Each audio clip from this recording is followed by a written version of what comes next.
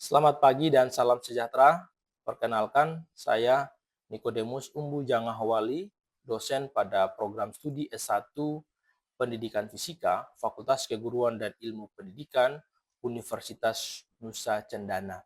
Izinkan saya pada kesempatan ini untuk menjelaskan salah satu mata kuliah yang saya ampu, yaitu Fisika Dasar 2. Mata kuliah ini merupakan mata kuliah wajib pada semester 2 atau semester genap dengan beban studi 3 SKS.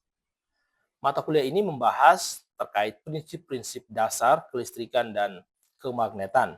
Mahasiswa akan mempelajari konsep muatan listrik, medan magnet, dan hukum-hukum dasar, serta fenomena induksi elektromagnetik.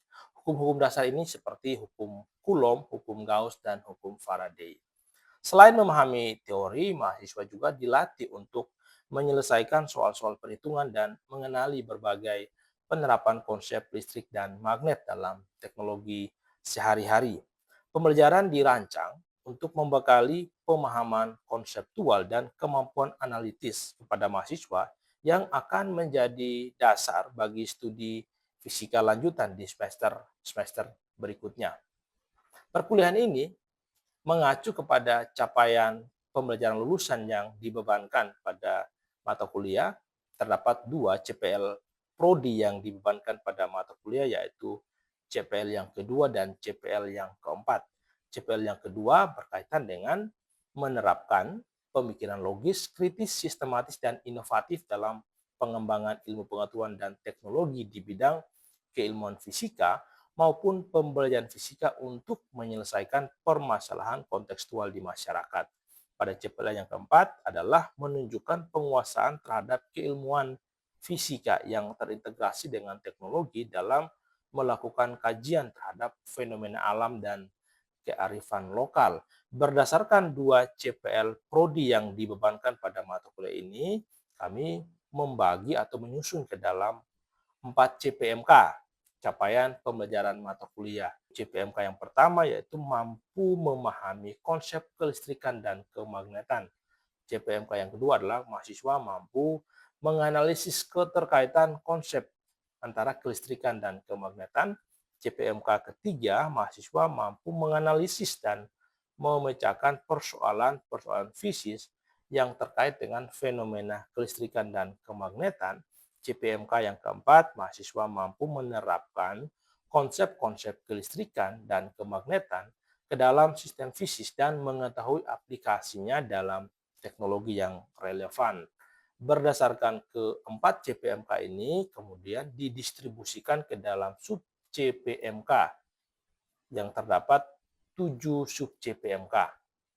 Nanti pada pertemuan ke-7 saya akan mengacu kepada sub CPMK yang keempat, yaitu mahasiswa mampu menguraikan konsep kemagnetan termasuk sifat-sifat medan magnet, menghitung besaran fisik yang relevan, serta mendeskripsikan contoh aplikasinya dalam bidang sains dan teknologi. Demikian penjelasan singkat saya. Kita akan masuk ke dalam perkuliahan Fisika Dasar 2 pada pertemuan ke-7. Terima kasih. Oke, selamat pagi adik-adik semua. Selamat pagi. Bagaimana kabarnya hari ini? Baik. Semua baik ya? Ya, kalau baik, nah kita lanjut kelas hari ini, kita bahas kemagnetan ya, kelas Fisika Dasar 2. Lalu di sini ada beberapa tujuan pembelajaran ya. Yang pertama, begitu kita bicara konsep magnet begitu ya, paling dasar adik-adik dituntut untuk ini menjelaskan apa sih konsep dasar kemagnetan dan fenomena terkait. Fenomena fisik gitu, atau fenomena alam gitu ya. Lalu yang kedua itu analisis pengaruh medan magnet terhadap partikel bermuatan. Nah, ini kaitan antara magnet dan partikel bermuatan yang sudah kita pelajari di minggu-minggu yang lalu ya. Ada partikel yang diam dan ada partikel yang bergerak ya. Yaitu apa sih partikel yang bergerak? Elektron ya, atau muatan ya, partikel bermuatan itu elektron kemarin kita pakai ya. Oke, lalu nanti ada ya, mahasiswa dituntut untuk menyelesaikan masalah fisik ya yang melibatkan medan magnet ya, gaya dan medan magnet. Karena kita tahu tidak begitu bicara magnet atau partikel yang bermuatan pasti ada gaya di situ. begitu ada interaksi dua partikel bermuatan, ada gaya, sehingga perlu untuk menyelesaikan masalah fisik berkaitan dengan gaya dan medan magnet. Gitu ya. Nah, setelah itu baru ini prinsip kerja teknologi ya. Teknologi yang basisnya adalah kemagnetan. Sangat banyak ya, sangat banyak sekali. Nanti kita akan lihat apa saja sih yang magnet ini, kenapa harus dipelajari. Rupanya teknologi yang base-nya kemagnetan itu sangat banyak. Hari-hari ya. Ya, terakhir interpretasi fenomena alam dengan pakai konsep dasar daripada kemagnetan. Ya, itu tujuan pembelajaran yang kita mau capai dalam kelas di kemagnetan ya. Oke, ini garis besar materinya. Nanti kita akan bahas hal-hal terkait gaya antar kutub magnet permanen. Berarti ada magnet permanen, berarti ada magnet apa kira-kira? Kalau ada yang permanen, ada yang non permanen ya. Setelah itu kita akan bahas kemagnetan bumi. Lalu nanti ada namanya domain magnet. Apa sih domain magnet? Ya, Nono bicara, silakan. Izin menjawab, Pak. Ya, ya. Kalau yang saya tahu tentang domain magnet itu adalah magnet yang panjang yang dibagi dua, Pak. Jadi dia itu memiliki dua kutub menjadi selatan dan utara. Jadi intinya itu magnet yang dibagi, Pak. Kalau setelah magnet yang dibagi lagi itu apa? Apakah tetap domain magnet atau? Silakan James. Oh, baik Pak, terima kasih izin menjawab. Ya. Menurut saya tetap domain magnet selama dia masih memiliki kutub selatan dan utara. Itu tetap domain magnet. Oke, nanti kita akan lihat lebih lanjut ya. Nah, nanti setelah bicara domain magnet, kita akan bahas terkait garis gaya magnetik GGM ya. Kemarin kita bahas di materi kelistrikan dulu apa? GGL ya, garis gaya listrik. Setelah itu baru bicara medan magnet dan gaya Lorentz. Nah, di sini ada beberapa hal fenomena atau teknologi yang basisnya adalah kemagnetan ya, ada siklotron, efek Hall, Brem, Strahlung sama aurora. Oke, ini fenomena kemagnetan ya. Kalau kita bicara nomor 1 ini apa ini? Kompas. Lalu di sebelah ini nomor kanan pojok itu apa? Ya, magnet yang menarik suatu benda gitu. Ini sound system, speaker lah. Itu base-nya magnet juga. Ya, itu basisnya ada. Teknologi di belakangnya itu ada namanya magnetic levitation. Ya, itu ya. Ini kan base-nya magnet nih. Maka itu kereta itu seperti melayang. Ada. Nah, ini kutub. Oke, itu prinsip salah satu aplikasi sebenarnya ya. Jadi kalau diperhatikan tuh kereta cepat yang magnetic levitation itu. Kita diskusi terkait magnet permanen ya. Cara untuk menghilangkan sifat magnet daripada material itu dia makan. Dipanaskan atau dihancurkan sampai berkeping-keping. Ya, ini sudah tahu ya bahwa tiap magnet itu ada dua kutub ya. Kutub yang berlawanan, ada kutub utara dan kutub selatan. Ini kalau dua magnet didekatkan ya, akan ada gaya gitu. Sifat gaya antar magnet ini ya. Kalau kutub sejenis tolak menolak, ini mirip ya dengan muatan listrik ini. Kalau begitu berarti apa? Apakah ada kaitan antara magnet dan muatan listrik? Kenapa? Kaitannya apa? Ya. Oke, kaitan antara medan magnet dan muatan listrik itu karena di dalam muatan listrik itu ada arus. Nah, arus yang berubah-ubah itu akan menimbulkan medan magnet. Misalnya ini ada kutub utara, selatan, south ya, north ya. Begitu dia dipecah begitu, nanti kan dia itu menghasilkan gini baru. Dia akan ada yang baru lagi kan. Hanya begitu dijauhkan, kalau pada jarak yang cukup dekat tuh mereka ya ini misalnya interaksi antara dua gini. Hanya kalau terlalu jauh misalnya dibuat di sini antara ini dengan ini misalnya gitu. Nanti si ini akan berinteraksi dengan ini sendiri. Dengan sini itu agak renggang. Oke, sama kalau kita ambil magnet yang digantungkan bebas gitu ya arahnya pasti ke utara selatan. Itu kenapa tadi kita bilang kutub magnetnya ada utara selatan ya. Nah, sehingga pertanyaan gini, kenapa bisa dia tertarik ke arah selatan dan utara? Ya karena si bumi juga adalah apa? Magnet permanen. Sehingga kalau kita bicara ini di bumi ini kita memiliki yang namanya medan magnet. Kalau ini kutub utara buminya, maka kutub selatan magnetnya itu agak ada sedikit sudut yang dibentuk ya. Ya ini bumi kan ya. Apa kutub utaranya dia garis lurus ke sini, berarti ini kutub selatan. Si magnetnya, logikanya kalau tarik menarik harusnya kan berimpitan, tapi di sini dia sedikit ada sudut ya antara kutub utara di sini, magnet, kutub selatan magnet di sini. Dia ada sudut antara kutub geografi dan kutub magnetik gitu ya. Nah, ini yang kita sebut sebagai sudut apa? Deklinasi ya.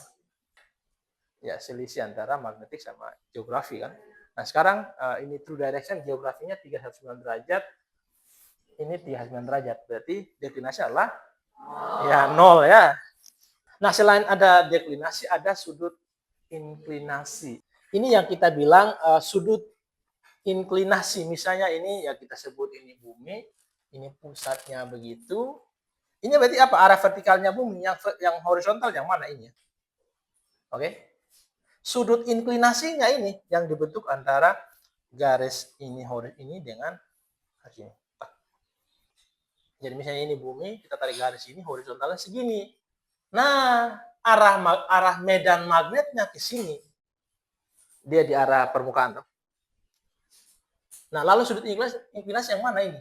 Ini sudut inklinasi berarti apa? Yang dibentuk antara arah horizontal dengan arah medan magnet. Gitu ya. Nah, itu kita disebut sebagai sudut inklinasi. Kalau ini adalah kutub utara dan selatan, lalu ini ada kompasnya gitu.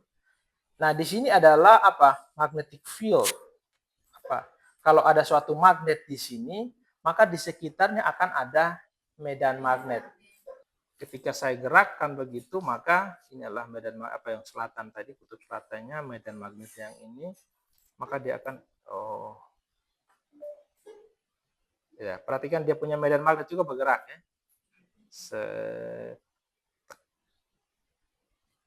Artinya pergerakan daripada magnet ini akan berpengaruh terhadap si medan magnet. Kenapa ya? Karena medan adalah sesuatu di sekitar magnet, medan magnet gitu ya. Kalau dalam magnet itu berarti kalau kita pecah-pecah magnetnya, di dalam magnet itu ada partikel yang bermuatan. Ini boleh digambarkan ini seperti dipol ini. Dipol magnet. Makanya kenapa kalau ini dipatah ini kan ada lagi yang ini merah putih. Patah di sini masih bisa. Masih ada lagi. Karena di dalamnya ada dipol magnet ya. Apa itu? Spin ya. Spin up itu berarti atas, spin down ke bawah. Itu bisa menjelaskan kenapa kalau dipukul atau dipanaskan tuh arah magnetiknya itu hilang. Ya. Tadi ada yang mau jawab, Nona silakan. Ya. Izin menjawab, Pak. Ya. Jika magnet tersebut dipanaskan, maka arahnya itu akan bergerak secara sembarang, jadi tidak sesuai dengan awalnya, sehingga sifat kemagnetannya itu hilang. Kenapa ini medan magnet itu kehilangan kehilangan sifat magnetnya jika dipukul atau dibanting? Karena domain-domain yang diatur secara rapi tadi itu akan sembarang atau teracak. Oke, ini domain magnet tadi. Domain magnet ada spin up, spin down. Kecuali kalau dipotong, nah kalau masih dipotong begini, ini dipotong satu domain itu tetap ada. Kecuali begitu sudah, ini paling kecil ini, begitu dipotong segini, sudah hilang dia magnet. Kenapa? Karena serpihan yang kita pakai sudah lebih kecil daripada domain. Ini yang kita bilang dia base-nya adalah magnet. Material dengan orbital berapa sih yang bisa permanen magnet dan non permanen? P6 D10 ya. Oke, ini permanen ya. P6 D10. Kenapa? Kalau sama jumlahnya apa akibatnya? Bagaimana? Spin up, spin down-nya sama, oke. Kalau spin up, spin down-nya sama, berarti dia menghasilkan magnet yang permanen. Mengapa? Mengapa gini?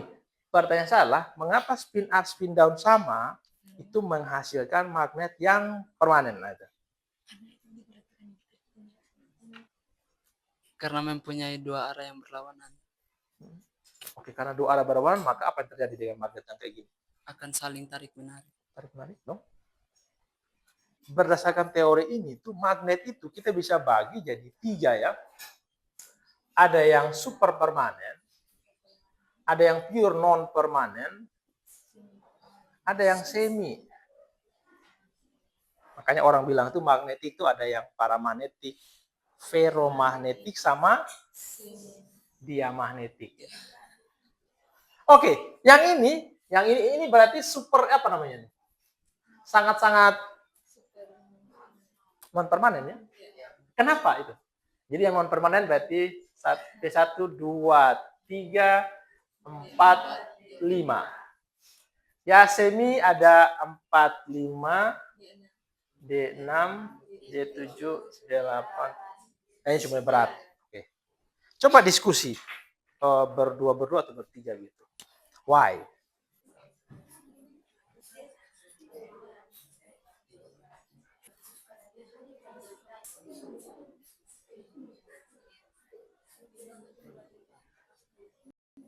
Mewakili teman-teman di sebelah saya ingin menjawab mengapa disebut permanen. Mengapa P6 sama D10 itu disebut permanen? Karena kemagnetan timbul karena adanya interaksi antara spin. Nah, bisa dilihat bahwa P6 dan D10 itu semuanya itu lengkap, ada spin up dan spin down. Jadi disebut dengan mereka saling berinteraksi sehingga dapat disebut dengan permanen. Nah, teman-teman, kita lihat lagi di D8 itu tidak disebut permanen karena spin up ada yang lengkap, ada yang tidak. Di kotak yang keempat dan kelima itu hanya ada spin up-nya saja. Apa sih pentingnya ini magnetik itu dalam teknologi misalnya? Dalam teknologi ya ini salah satu penelitian yang dipakai ini adalah tadi spin up, spin down kita pakai di penelitian tuh. Ada suatu benda, ya material namanya grafen gitu, kita lihat tuh. Kita lihat dia punya fundamental properties. Fundamental properties itu basisnya adalah elektronik sama magnetik begitu. Sifat strukturnya begitu. Nah, kita lakukan di sini. Kita cari ada namanya di dalam studi itu namanya density of states. Density of states itu gini, kerapatan daripada elektron. Ya, density kan rapat keadaan elektron. Ini sebenarnya adalah gambar density of states yang basisnya adalah prinsip pengisian tadi, pengisian di eksklusif Pauli. Material itu dia itu magnetik atau bukan. Dari mana kurva density of states yang mencari ada spin up spin down di sini ya. Ya, kita mengenal namanya monopol magnet. Apa artinya monopol magnet? Tidak pernah ada kasus di mana kutub utara dan selatan itu terpisah. Tidak pernah. Itu kita kenal sebagai monopol magnet ya.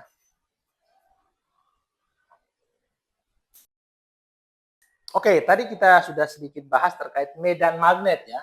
Dengan simulasi tadi dari PET.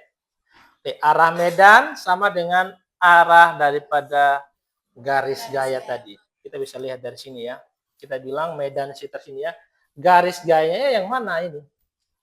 Tadi kan dia keluar dari north masuk ke south ya, selatan ya. Dia keluar dari sini garis gayanya. Ya medannya ya sudah searah dengan garis gaya. Kalau ini garis gaya masih besar gini. Nah, kita bisa lihat dari sini. Oke. Dia dari north keluar ke selatan. Inilah garis gaya daripada magnet. Berarti garis gaya sama atas ini. Sama dengan arah daripada ini, arah medan ya. Lalu besar medan sebanding dengan kerapatan garis gaya magnet. Nah, sekarang gaya Lorentz itu mengkaitkan antara tadi kita bicara listrik dan magnet. Ini arah daripada gaya Lorentz. Panjang ini ya, panjang lintasan yang terpengaruh oleh medan magnet L. Lalu B adalah medan magnet. Ya. Kita tahu bahwa untuk benda yang bergerak sirkular atau bergerak melingkar itu ada mv kuadrat ya. Lalu gaya Lorentz-nya adalah tadi QVB. Berarti, kita bisa samakan. Tadi yang gayanya adalah ini QVB sama dengan mv kuadrat per R. Maka ya masanya ini kita bisa tulis QBR per V. Jadi sesuatu benda, kalau kita tahu muatannya dia di medan listrik berapa, lalu lintasannya berapa R tadi, lalu kecepatan. Kita bisa ngitung massa benda. Ya, oke, ini ada gaya Lorentz pada muatan mereka. Coba silakan dihitung. Oh, ini ada bahan. Ini bahan praktikumnya, bukannya. Bahan kapan ini? SMA. Oke. Berapa? Coba kerjakan di depannya. Ya.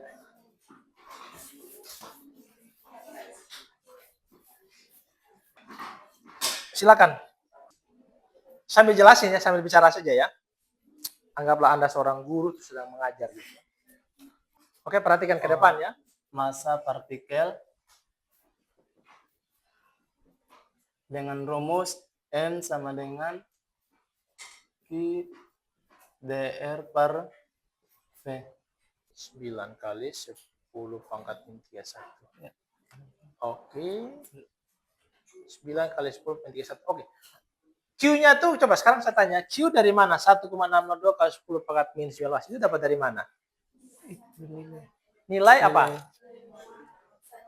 Satu muatan elementer ya. Oke, thank you. Ya, harus ini. Oke, tepuk tangan dulu buat dia, udah bekerja dengan baik. Wait, oke, thank you. Ya ini ya, QBR satu ini ya. 9 kali 10 pangkat min 31 ini partikel apa namanya? Partikel apa yang masanya 9 kali 10 pangkat min 31 gram? Ya, elektron. Berarti partikel tadi adalah elektron. Kita masuk ke diskusi kelompok ya. Nanti kita akan berdiskusi dalam kelompok. Saya bagi jadi 8 saja ya. Sekarang kalian boleh cek di Adlink tuh. Ya, ini kelompok 1 ya. Ada Agustio, Orlin Anggun, sama Angelina Seran. Bisa berkumpul sendiri. Diskusi. Oke, diskusinya apa? Nah, ini kan kita bicara fenomena alam dan aplikasi magnetik ya. Kelompok 1 nanti bahas terkait, ya diskusikan terkait siklotron ya. 2 itu tadi efek Hall effect. 3 itu tadi adalah Brandstrahlung ya. 4 dan 8 itu adalah aurora. Itu tema tema diskusinya ya. Ada siklotron, ada efek Hall, Brandstrahlung, sama aurora. Oke, silakan diskusi ya 15 minutes ya. Sekarang 11.09. Oke, sampai 11.25 lah ya.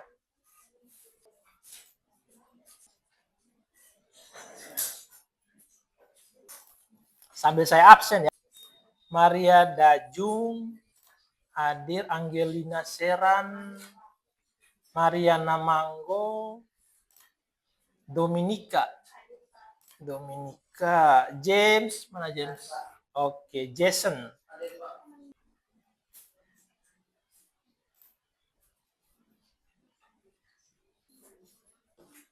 Oke, waktu tambahan sudah selesai. Siap untuk presentasi ya, Dedi ya. Kita mulai presentasi. Saya persilakan kepada kelompok 1 untuk maju ke depan. Baik, terima kasih atas waktu dan kesempatan yang diberikan kepada kami kelompok 1. Di sini kami akan mempresentasikan hasil diskusi kami tentang siklotron. Jadi ruang percepatan partikel itu terdapat di sini, dan hasil dari elektroda A dan B itu terdapat di dalam ruang-ruang partikel yang di bagian tengah sini, teman-teman. Kita sebagai kelompok 5 hanya menambahkan untuk prinsip kerja siklotron. Di sini itu ada yang namanya ruang vakum. Di sini itu ada yang namanya medan listrik. Medan listrik itu bergerak bolak-balik, sementara di luar elektroda itu terdapat medan magnet. Oke teman-teman, karena sudah dijelaskan tentang efek Hall, maka di sini kami dari kelompok 6 hanya ingin menambahkan tentang persamaan efek Hall. PH sama dengan I dikali B dibagi dengan N kali Q kali T. Itu saja yang bisa kami tambahkan. Terima kasih. Kami memberikan waktu dan kesempatan bagi teman-teman yang mau menyampaikan pertanyaan atau usul saran. Oke, jadi baik, terima kasih untuk waktu dan kesempatan yang diberikan. Saya ingin bertanya terkait gambar yang teman-teman sudah gambar tadi. Nah, yang mengarah ke kiri itu kan arah arus. Nah, tadi teman-teman jelaskan ada yang mengarah ke kanan. Nah, kira-kira yang mengarah ke kanan itu arah apa? Baik, Kakak Norvince, untuk menjawab pertanyaan dari Kakak Norvince mengenai bagian ini. Jadi, Kakak Norvince ini adalah arah gaya magnetnya. Jadi ini tadi adalah arah arus, ini adalah arah gaya magnet. Oke, baik teman-teman, di sini saya akan menjelaskan terkait proses produksi sinar X. Nah, ketika dia kembali ke orbit awal tadi sebelum dia bertabrakan, otomatis dia harus melepaskan energi. Nah, ketika dia melepaskan energi tersebut, teman-teman, dia akan memancarkan suatu foton sinar X.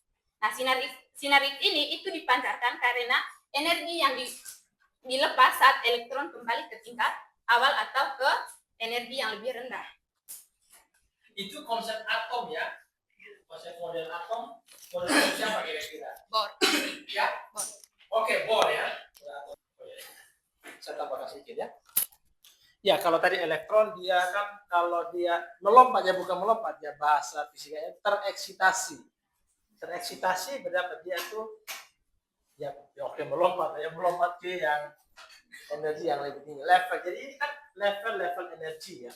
Kalau kita lihat konsep Bohr bahwa inti atom itu ada proton sama neutron di sini, lalu ada elektron yang mengelilingi inti dia. Begitu ditabrak tadi artinya apa? Ada transfer energi. Elektron ditabrak berarti ini elektron ini mendapatkan energi tambahan.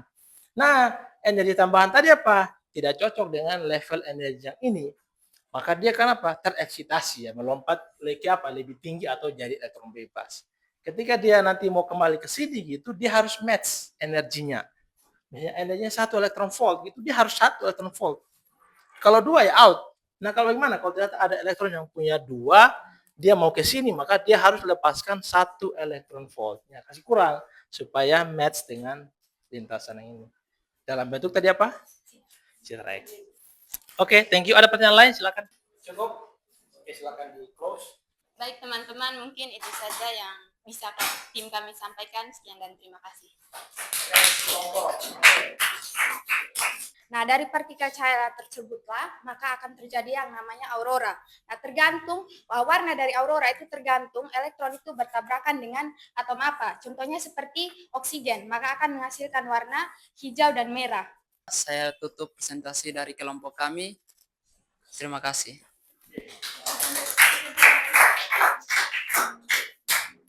Itu tadi presentasi dari Adi ya. Saya kira sudah cukup lah ya. Atau masih ada yang belum dipahami?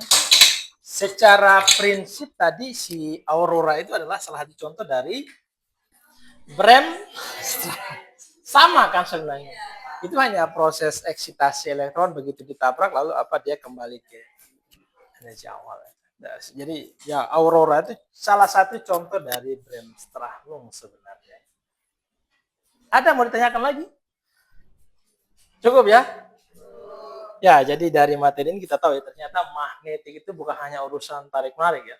Ya masih banyak lagi ya hasil dari kemagnetan. Saya kira sudah cukup dipelajari. Ada pertanyaan, diskusi? Cukup ya? Oke, baik. Kalau gitu terima kasih untuk hari ini. Saya kira sudah sangat ya aktif lah. Ya, saya senang lihatnya. Baik, pikir itu yang bagus ya, emang kuliah itu ya harus mikir gitu ya. Baik, terima kasih. Sampai jumpa di pertemuan berikutnya. Selamat siang semuanya.